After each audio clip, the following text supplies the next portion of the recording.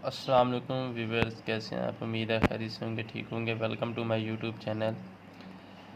Viewers, आज का जो हमारा डिस्कशन टॉपिक है वो है mode of action of antibiotics. मतलब जो एंटीबायोटिक्स होती हैं उनका एक्शन क्या होता है लिविंग ऑर्गेनिज्म में, वो कैसे रिएक्ट करती हैं, उनके साथ जो एंटीबायोटिक्स होते हैं उनके फंक्शनल ग्रुप किस तरह लिविंग ऑर्गेनिज्म में वर्क करते हैं।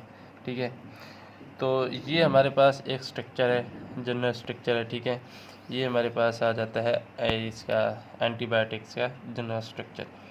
ठीक है, ये बनता कैसे है? ये हमारे पास एक ये कंपाउंड, इन दोनों को प्लस करते हैं तो यहाँ से HCl जो है वहाँ से निकल जाता है। ठीक है, तो हमारे पास जो है एंटीबायोटिक का जनरल स्ट्रक्चर बन जाता है। ठीक हो गया। अब इसका एक्शन की बात करें कि लिविंग ऑर्गेनिज्म में किस तरह इनका एक्शन होता है। Inhibition of cell wall synthesis, मतलब सेल वॉल सिंथेसिस को ये इनहिबिट कर देते हैं। In microorganism cell wall is essential for shape. जो सेल वॉल होती है उसका फंक्शन क्या होता है? किसी भी सेल को शेप देना, शक्ल देना होता है, मतलब उसके शेप के लिए एसेंशियल होती है। उसके बाद होता है size of microbes also protect of cellular material. जो माइक्रोड्स होते हैं उनका जो फंक्शन होता है वो प्रोटेक्ट करते हैं सेलुलर मटेरियल को। और inhibition of cell wall effect bacterial growth death. इसका मतलब ये है कि जब ये जो होते हैं एंटीबायोटिक्स होते हैं ये हम लेते हैं, ये लिविंग ऑर्गेनिज्म इनटेक करती है, तो ये सेल वॉल की इनहिबिशन को कर देती है, सेल वॉल की इनहिबिशन कर देती है। जिसका मकसद क्या होता है कि हमारे अंदर लिविंग ऑर्गेनिज्म के अंदर जो बैक्टीरिया की ग्रोथ हो रही होती है उसको स्टॉप करना होता है। तो जब ये सेल वॉल इनहिबिट हो जाती है तो जो बैक्टीरिया की ग्रोथ होती है वो इफ़ेक्ट होती है, वो डेथ हो जाती है, मतलब बैक्टीरिया की ग्रोथ स्टॉप हो जाती है। तो इस वजह से ये जो लिविंग ऑर्गेनिज्म में है इसका जो मेन फंक्शन होता है वो सेल वॉल को इनहिबिट करना होता है। अब एंटीबायोटिक्स की एग्जांपल की बात करें तो एक पेनिसिलिन है, सिफेलोस्पोरिस। ठीक है, ये दोनों एंटीबायोटिक्स हैं जिनका फंक्शन ये है कि वो इनहिबिशन ऑफ सेल वॉल करती हैं। ठीक है, ताकि बैक्टीरिया की ग्रोथ को रोक सके।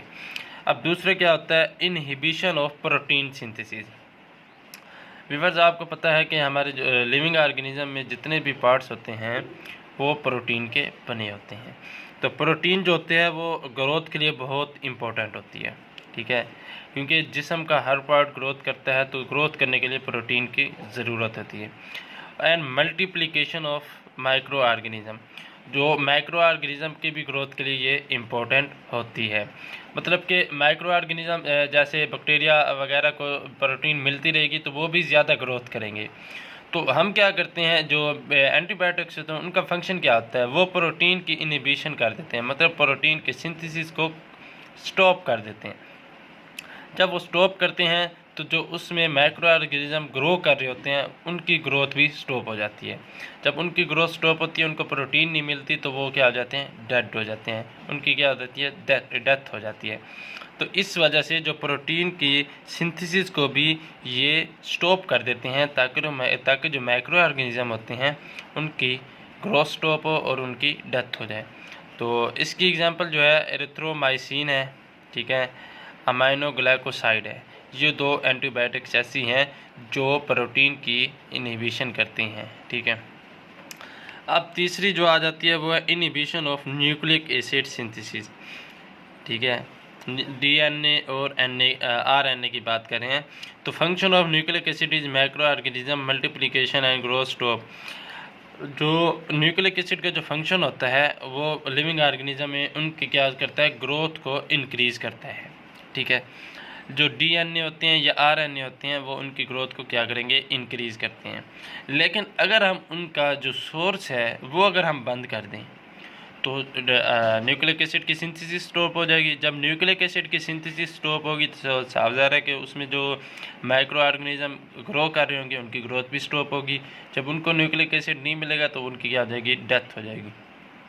तो इसका फंक्शन ये है, function of nucleic acid in micro organism multiplication and growth stop. तो हम इसकी ग्रोथ को क्या कर देते हैं? स्टॉप कर देते हैं।